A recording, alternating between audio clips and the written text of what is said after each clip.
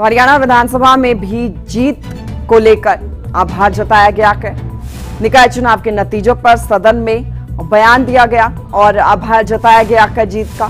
Cabinet मंत्री विपुल गोयल ने जानकारी दी है। मेयर पद के लिए 10 में से 9 बीजेपी के उम्मीदवारों की जीत हुई है। ये जानकारी उनकी तरफ से दी गई है। बीजेपी के 90% पार्षद उम्मीदवार जीते गए, ये भी विपुल गोयल की तरफ से जानकारी दी गई है।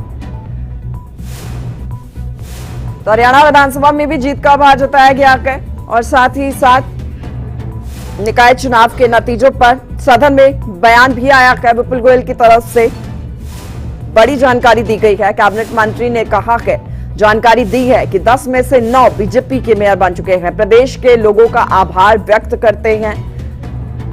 निकाय चुनावों के नतीजों पर सदन में बयान आया है। जीत का आभार जताया गया है। कैबिनेट मंत्री विपुल गोयल ने जानकारी भी दी है कि 10 मेयर में से 9 बीजेपी के बने, जीत हासिल की।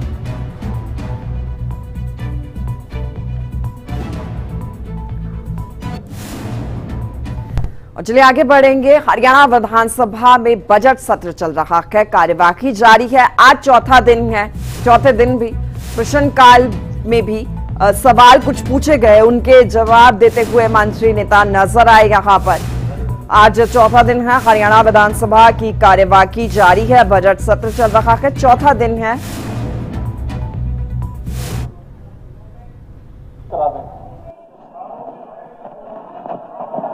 नहीं बहन जी, नहीं बहन जी, नहीं गीता जी नहीं, बीच में नहीं। और आदित्य फिर बात को घुमा रहे हैं। मेरा कंसर्न था कि जो पॉन्ड अथॉरिटी गठित की गई, क्या वो तालाबों की कैपेसिटी एनहांस की है उन्होंने या नहीं की? अगर टेंडर, सर एक मिनट, सर कोई योजना बनती है, चाहे वो हजारों करोड़ों की बने, अच्छी बात है, बननी चाहिए, सरकारों के काम है योजना बनाना, लेकिन योजना धरातल पे किस उद्देश्य से उतारी जा रही है? अगर पैसा खाने से का उद्देश्य है, भ्रष्टाचार है, तो ये बहुत गलत है, क्योंकि वो पैसा जनता का। हम लोग जवाबदेही हैं। क्या कैपेसिटी बढ़ी है या नहीं बढ़ी, मैं ये चाहता हूं। कितने तालाबों की कैपेसिटी बढ़ाई गई है, ये हमें बताने का काम करें।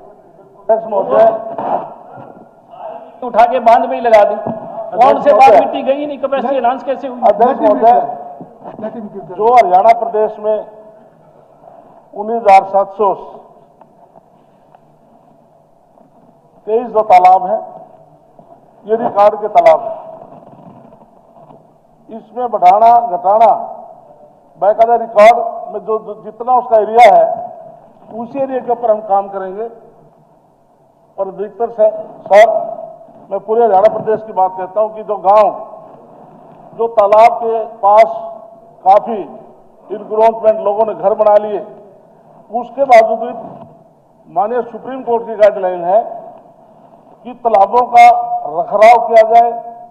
उसके लिए ये पॉन्ड अथॉरिटी और हरियाणा सरकार मिलकर के काम कर रही है। हम निश्चित तौर से आदित्य चौटाला जी आपको विश्वास दिलाते हैं, दबाने के लिए मैं तैयार हूं। आपका आदित्य आपकी कोई क्वेरी है, स्पेसिफिक क्वेरी है तो लिखित में जवाब आ जाएगा। आदित्य जी, लिखित में जवाब आ जाएगा। आदित्य जी, नहीं, कोई स्पेसिफिक अगर उनकी कोई क्वेरी सप्लीमेंट्री है, हिंदुस्तान में उसका जवाब आप भिजवा देना। हम भिजवा दूंगा। मनरेगा पूरे हिंदुस्तान में हम 100 दिन की गारंटी है, और पूरे हिंदुस्तान में 374 के मनरेगा में केवल हरियाणा प्रदेश। ठीक है, आप लिखित में उसकी जानकारी ले लेना स्पेसिफिक। मंत्री जी, आपके पास कुछ और है कहने के लिए? मंत्री जी, आप इधर, मैं लिखित साहब उधर उनसे बात नहीं करनी। ठीक है, आपका जवाब हो गया पूरा। ठीक है, कोई अगर उनकी स्पेसिफिक क्वेरी ऐसी है जो सप्लीमेंट्री में वो पूछ रहे हैं, तो उसका जवाब उनको पहुंच जाए। माननीय सदस्यगण, अब संसदीय कार्य मंत्री सदन के में नेवा पोर्टल के माध्यम से कागज रखेंगे। अध्यक्ष महोदय, मैं नेवा पोर्टल के माध्यम से सदन के पटल पर कागज पत्र संख्या 1 रखता हूं। माननीय सदस्यगण, अब राज्यपाल महोदय के अभिभाषण पर चर्चा का पुनरारंभ होगा। श्री अर्जुन चौटाला। बहुत बहुत धन्यवाद स्पीकर महोदय। सबसे पहले जो गवर्नर साहब का अभिभाषण था, जब हम यहां पहुंचे तो हम वो अभिभाषण साथ साथ ही पढ़ रहे थे। तो मैं इस उम्मीद से साथ साथ पढ़ रहा था कि पूरा अभिभाषण पढ़ा जाएगा, लेकिन गवर्नर साहब ने अभिभाषण अपना अधूरा बीच में छोड़ दिया और फिर वहां से हाउस से वो चले गए। फिर मैंने बाद में सारा का सारा अभिभाषण पूरा पढ़ा और तब जाके महोदय मेरे को समझ में आया कि भाई गवर्नर साहब ने पूरा क्यों नहीं पढ़ा, क्योंकि इसमें गप इतनी सरकार रखी थी, इसमें झूठ इतने थे कि कहीं ना कहीं गवर्नर साहब को भी यूं लगा होगा कि भाई आज तो बहुत ज्यादा झूठ बुलवा दिया, घर जाके प्रयागराज से जो पानी लाया था आज उसी से जाके स्नान कर लूंगा। इतनी गप इसमें सरकार की। और जिसके अंदर जी सबसे पहले देखिए राज्यपाल जी के बारे में जो आपने बोला है ये रिकॉर्ड पे नहीं आएगा। नहीं जी, उनकी और निंदा इस नहीं प्रकार की, की काल्पनिक टिप्पणी इस प्रकार की हम ना करें, उससे बचे। मैं माफी चाहूंगा जी। अब थोड़ी फैक्चुअल टिप्पणी पर आ जाते हैं जी। पहला क्लेम एक बड़ा जो उन्होंने करा और इसके अंदर अभिभाषण में लिखा है, मैं उसी को कोट करूंगा जी। Haryana is the only state in the country where all 24 crops are procured at minimum support price. यानी हरियाणा इस पूरे देश के अंदर इकलौता ऐसा राज्य है जिसके अंदर 24 की 24 जो एमएसपी पे लिस्टेड फसलें हैं उन सबको प्रोक्योर करा गया। मैं तो आपके माध्यम से इस हाउस से भी पूछना चाहूंगा कि भी मेरे को इतना बता दो भाई खोपड़ा कितना प्रोक्योर करा गया, फिर कितने किसान है हरियाणा के अंदर जो खोपड़ा की खेती करते हैं, क्योंकि उस 24 की लिस्ट के अंदर जी खोपड़ा लिखा हुआ है एमएसपी पर।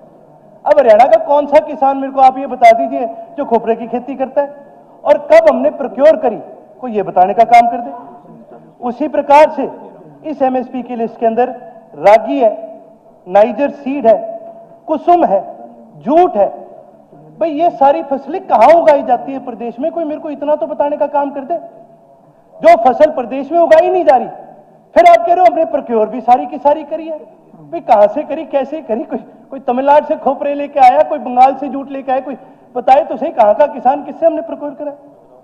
कोई गुजरात से लाया, कहां से लाया? दूसरा एक बड़ा क्लेम किया गया कि भी 1,25,000 करोड़ किसानों के खातों में, 12 लाख किसानों के खातों में ट्रांसफर किया गया और एमएसपी पर वो फसल खरीदी गई। इसको सरकार अपनी एक उपलब्धि गिनाने का काम कर रही है। अरे ये तो जो किसान की फसल पड़ी है ये तो उसका मूल है। वो किसान यदि प्राइवेटली भी कहीं अगर बेचेगा तो कोई 50 रुपए ऊपर नीचे प्रति क्विंटल रेट में फर्क आ सकता है, लेकिन वो तो उसका मूल है। इसके अंदर सरकार की उपलब्धि क्या है?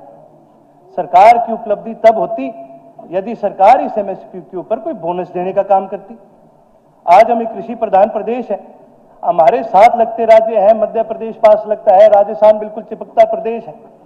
इन सभी प्रदेशों के अंदर गेहूं की फसल के ऊपर केंद्रीय सरकार 150 रुपए का बोनस देने का काम करती है। पहले 125 दिया करती थी, उसके ऊपर 25 रुपए का और बोनस देने का काम करती है। उपलब्धि तब गिनाई जाए जब उसी प्रकार से हरियाणा सरकार या फिर केंद्रीय सरकार हरियाणा के साथ मिलकर के यहां पर भी फसल के ऊपर बोनस देने का काम करे, तब तो हम उसको उपलब्धि माने। अगर रेट टू रेट हम खरीद रहे तो सर उसके अंदर कोई उपलब्धि नहीं है, वो तो किसान का धन है। और वो धन भी अगर उसको हाथों हाथ पेमेंट में ना मिले, अगर उसको इंस्टॉलमेंट्स में मिल रहा है, 3-3 महीने की इंस्टॉलमेंट्स में मिल रहा है, तो फिर इसका मतलब उस किसान का नुकसान हो रहा है, क्योंकि उस पर ब्याज बनता है। वही पैसा कहीं और इन्वेस्ट करता, वही पैसा कहीं और लगाता तो उसको फायदा था। सरकार एक बड़ी उपलब्धि गिनाती है अपनी एमएसपी की। स्पीकर महोदय, मैं आपके माध्यम से इस प्रदेश के आगे, इस विधानसभा के आगे ये बात रखनी चाहूंगा कि जहां एमएसपी की बात होती है, सरकार बार बार बताती रहती है कि भी हमने इतने दिए, इतने दिए, इतने दिए। कभी ये भी तो देखे भी इस किसान का खर्चा कितना लग रहा है। आज जब हम एमएसपी की बात करते हैं, औषध पिछले 10 साल के अंदर जो औषध इंक्रीज है एमएसपी के अंदर, जो बढ़त है एमएसपी के अंदर, वो लगभग 16% है। ये तो आमदनी में बढ़त है 16% की लगभग। अब हम बात करते हैं जी खर्चे की। जहां हम खर्चे की बात करते हैं तो पिछले 10 साल में डीएपी का जो रेट है वो 16% से तो बढ़ा है, उसके अलावा 5 किलो प्रति डीएपी बैग के अंदर कटौती करी गई है। यानी लगभग डीएपी का जो रेट है 20% बढ़ा है। उसके अलावा नैनो, यूरिया और पता नहीं कितनी सारी चीजें अलग से किसान को खरीदनी पड़ती है, वो खर्चा बढ़ता है जी उसका। उसी प्रकार से आप डीजल की बात करिए। जब डीजल की बात करते हैं तो 63 रुपए प्रति लीटर से बढ़ करके 88 रुपए प्रति लीटर हो चुका है।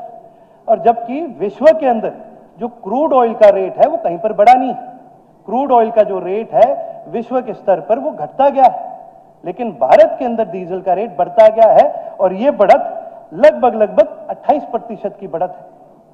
उसके अलावा एक बहुत बड़ी चीज जो हम नहीं कंसिडर करते वो आज है कि भाई धातु का रेट कितना ज्यादा बढ़ा है। पिछले 10 साल के अंदर धातु का रेट 3,700 प्रति क्विंटल से बढ़ करके लगभग 6,000 प्रति क्विंटल बढ़ चुका है। ये वो रॉ मटेरियल है जिससे किसान के सारे औजार बनते हैं। अब उस रॉ मटेरियल के अंदर ही सीधी आपकी 38%, लगभग 38% की बढ़त है। और साथ 38% की तो ये बढ़त है, और पहले जीएसटी नहीं लगता था सर, आज इसके ऊपर सरकार ने जीएसटी भी लगाने का काम करा है। इसी प्रकार से आज सरकार जब बार बार बात करती है कि भाई हमने कितना दिया है, तो सरकार को संज्ञान में ये लेना बहुत जरूरी है कि किसान का खर्चा भी कितना लग रहा है। इसीलिए हम लगातार ये आवाज उठाने का काम करते हैं कि स्वामीनाथन आयोग द्वारा जो रिकमेंडेशन आई थी C2+ मॉडल को इंप्लीमेंट करने की, वो इंप्लीमेंट करना स्पीकर सर आज के दिन बहुत जरूरी है इस प्रदेश में। वहीं साथ ही साथ एक बड़ा क्लेम और किया गया था फसल बीमा योजना का कि किस प्रकार से इसका किसानों को कितना ज्यादा लाभ मिल रहा है। तो मैं उसका भी एक उदाहरण देना चाहूंगा। बहुत लाभ मिल रहा है जी किसानों का। भिवाड़ी और चरखी दादरी में इस योजना के तहत और किसानों को जो नुकसान हुआ था उसके तहत यह अनाउंस किया गया कि भाई 281 करोड़ रुपए मुआवजा दिया जाएगा, जो कि जी बड़ी अच्छी बात है, किसानों को पूरा मुआवजा मिले, अच्छी बात है। लेकिन हुआ क्या, उसके बाद स्टेट टेक्निकल एडवाइजरी कमेटी से इन्होंने रिकमेंडेशन लेने का काम करा। अब स्टेट टेक्निकल एडवाइजरी कमेटी 1 अगस्त 2024 को डिफंक्ट हो गई थी, यानी एग्जिस्ट करना बंद कर दिया। उसके बावजूद इस कमेटी ने 20 अगस्त 2024 को मीटिंग भी रखी और उसके बाद रिकमेंडेशन भी दी, और उस रिकमेंडेशन के तहत 280 करोड़ में से 200 करोड़ की कटत लगाई गई। सीधा जी किसान के साथ खिलवाड़ है। आप उसको बोल रहे हो कि हम आपको 280 करोड़ देंगे, और कोई इंश्योरेंस कंपनी, प्राइवेट कंपनी जो अपने मुनाफे के लिए काम करती है, वो इस कमेटी की मेंबर है और वो कह रही है कि हम पैसा नहीं देना चाहते, और हम मान गए इस बात को। ये कितनी गलत चीज है। ये सीधा धोखा अगर किसी के साथ है तो इस प्रदेश के किसान के साथ धोखा है।